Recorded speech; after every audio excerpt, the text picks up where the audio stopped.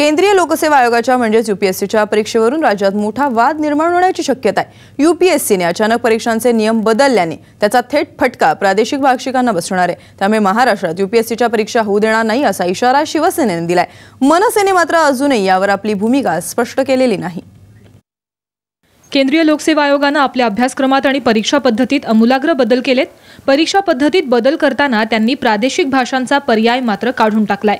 नव्या नियमानुसार मुख्य परीक्षेत इंग्रजी वगळता इतर सर्व पेपर केवळ इंग्रजी किंवा हिंदीतनं लिहिता येतील। उमेदवाराचे पदवीपर्यंतचे शिक्षण इतर भारतीय भाषेतनं झाले असेल तरच त्यांना त्या भाषेतनं उत्तर लिहिण्याची मुभा आहे। शिवाय एखाद्या प्रादेशिक भाषेतनं परीक्षा देणारे किमान 25 विद्यार्थी असणंही आवश्यक आहे।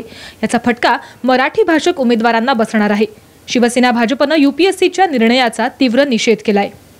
अगर किसी भाषा में उत्तर देने वाले भारतीय प्रादेशिक भाषा में उत्तर देने वाले अगर 25 से ज्यादा उम्मीदवार नहीं है तो वो भाषा का उसमें समावेश नहीं किया जाएगा। Why this? Rather, I would say even there one candidate from a regional language, he should be given the opportunity because he is the asset of the society. उसी से संस्कृति का परिचय होता है। उसको अगर हम बात करेंगे तो मुझे लगता है हमें सिर्फ ये बड़े बड़े जो डून स्कूल और पब्लिक स्कूल्स और बड़ी बड़ी फी देने वाले जो स्कूल से क्या उसी के लोग हमें आईएएस ऑफिसर बन के आने चाहिए। अब तक प्रादेशिक भाषाओं को स्थान था और वही रहना चाहिए।